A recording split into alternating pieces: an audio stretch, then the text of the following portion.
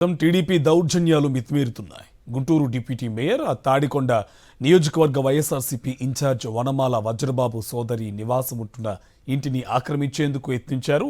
Saibaba road Shantinagar 2వ లైన్లో diamond బాబు సోదరి పతకబూరి వజ్రకుమారి 2008 నుంచి నివాసముంటున్నారు.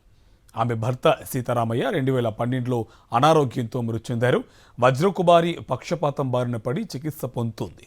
ఆమె ఉంటున్న ఇంటి స్థలానికి సంబంధించి పాలలూరి రామయ్య అలాగే పత్రి ఆనం దామ్మోహన్న అనే వారి మధ్య కోర్టులో వివాదం నడుస్తుంది.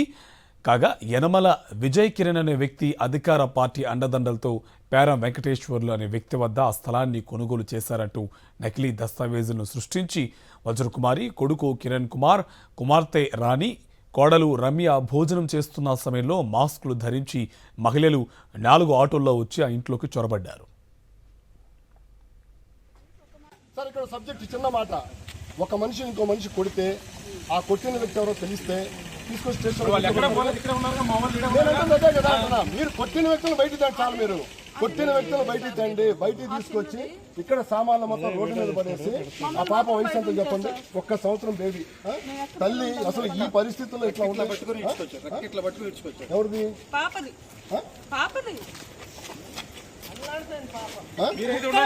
డైమండ్ బాబు గారు ఇప్పుడు దాకా మీరు స్టేషన్ లో ఉన్నారు. మీరు చాలా సహకరించారు. ఇప్పుడు ఈ 2 గంటలు మీరు సహకరిస్తే అద్భుతంగా సహకరిస్తాను సార్. సహకరించట్లేదు, మీరు సహకరించట్లేదు. గుర్తుంచుకోండి, మీరు సహకరించట్లేదు. మీరు సహకరించట్లేదు. మీరు సహకరించట్లేదు. కొట్టిన వ్యక్తులు కాపలా కాస్తున్నారు. మీరు కొట్టిన వ్యక్తులు కాపలా కాస్తున్నారు. మీరు ఇది ఎంత దూరం వెళ్తే నేను చూస్తాను. నేను తమాషాగా ఉందంటే నాకు అర్థం కావట్లేదు. నేను చంపుతానండి మమ్మల్ని. కొట్టిన వాళ్ళు కాపలా కాస్తున్నారు ఇక్కడ పోలీసు వాళ్ళు.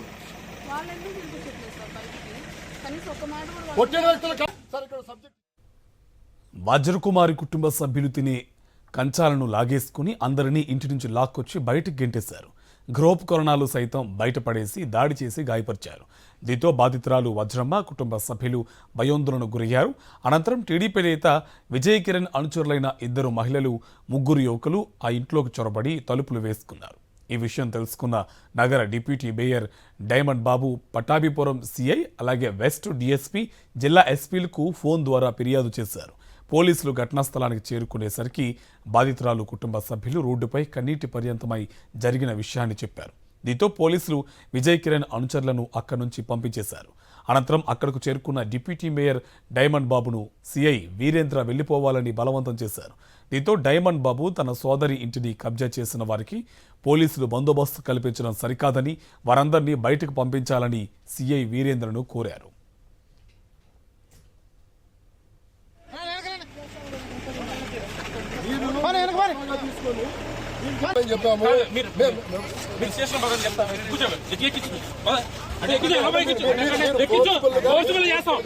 మమ్మల్ని పోలీసులు చేస్తారు.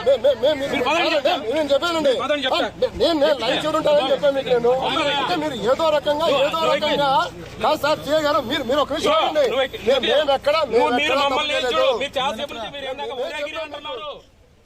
ఆమె ఆ ఇంటిని ఖాళీ చేయించామని, మీరిక్కడ ఉండడం కుదరదన్నారు. తన సోదరి కుటుంబాన్ని రోడ్డుపై కూర్చోబెట్టడం సరికాదని డైమండ్ బాబు అనడంతో సిఐ వీరేంద్ర ఆయన్ను బలవంతంగా జీప్ ఎక్కించి స్టేషన్కు తరలించారు. సమాచారం తెలుసుకున్న mayor Kavati Manohar Naidu, east incharge Noori Fatima, Ponnur నియోజకవర్గ ఇన్ఛార్జ్ అంబటి మురళీకృష్ణ, పలువురు కార్పొరేటర్లు పట్టాభిపురం స్టేషన్కు చేరుకున్నారు. జిల్లా ఎస్పీ సతీష్ కుమార్ జోక్యంతో డైమండ్ బాబును విడిచిపెట్టారు. కబ్జాదారుడికి పోలీసులు వత్తాసు పలకడంపై స్థానికులు విస్మయం వ్యక్తం చేస్తున్నారు.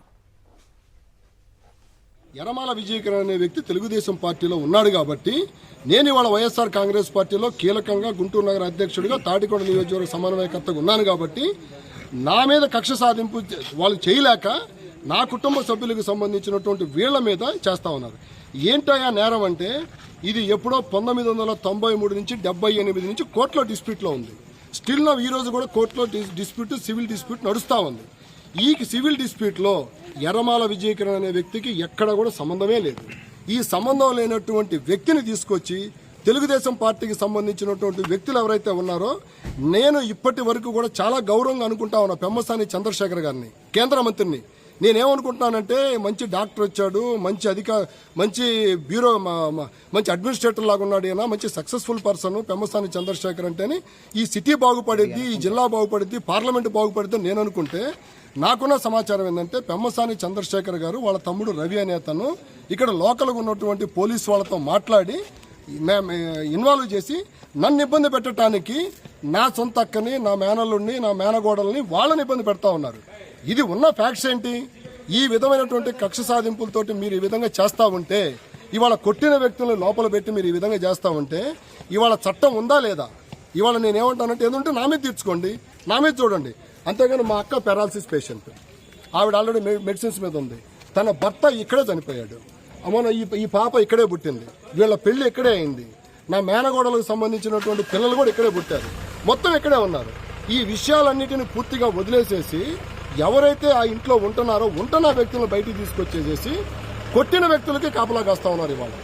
ఇది ఎంతవరకు సబబ్ అనే దాని మీద నేను మాట్లాడుతా ఉన్నాను.